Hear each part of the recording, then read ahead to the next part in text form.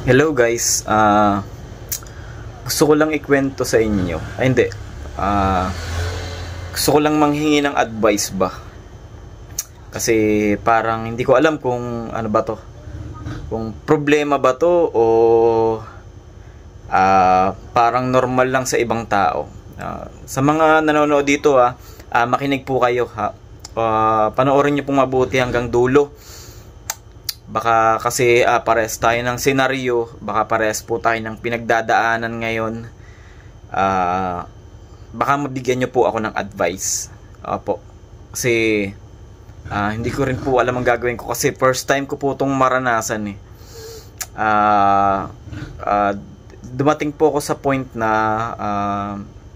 syempre po ay meron, lahat naman ng tao nakakaranas na yung mga anak nila ay nagdadalaga na at nagbibinata na, 'di ba? Lumalaki na yung mga anak nila. Gusto ko lang pong manghingi ng advice sa inyo ba kung ano ba ang dapat gawin. Kasi pag uwi ko po ng bahay, ano na yun mga 5 PM. Pag uwi ko ng bahay, pagdating ko, may lalaki dito sa bahay. O, kasama ng anak ko. May lalaki po dito sa bahay. Tapos, syempre, magugulat ka bilang isang ama, 'di ba? Bilang isang ama, magugulat ka na, teka, bakit may kasamang lalaking anak ko? Boyfriend ba niya 'to? Nabuntis ba yung anak ko? 'Di ba? Nabuntis ba siya? Parang hindi pa ako ready sa ganun kasi. Hindi pa ako ready sa mga ganun. I mean ba, ayun, umuwi dito yung anak ko, kasamang lalaki at nagsabi na ito na nga, yung bata ay mukhang mabait naman, mukhang maamo naman ang mukha, gwapo naman, may itsura. Ayun na nga, bigla siyang lumapit sa akin, hinawakan ng kamay ko, tapos nagsabi na, tito, sana po ay okay lang sa inyo na ligawan ko yung anak nyo. Mahal ko po siya, yung sabi nung bata imagine yung mga bata pa lang mamahalin ko po siya, gagawin ko po ang lahat para sa kanya at ibibigay ko po lahat ng gusto niya para lang po mapasaya siya. Bibigay ko po sa kanyang mundo.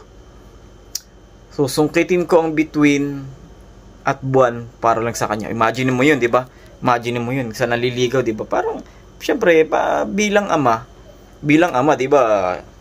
Syempre, nakakataba ng puso yun na, di ba? Na, yung anak natin ay minamahal ng ganun. Di ba? Nakakataba ng puso.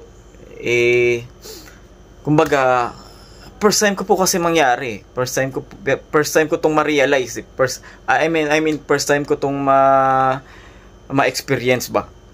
Diba? Parang hindi pa ako handa pero dumadating pala talaga sa puntong ganyan pero hindi ko alam kung ano ba to, kung problema ba to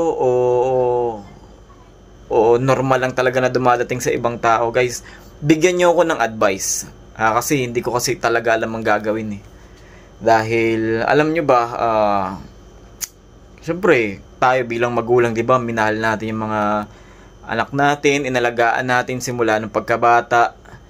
Di ba, lahat ng gusto niyan, ibinigay na natin.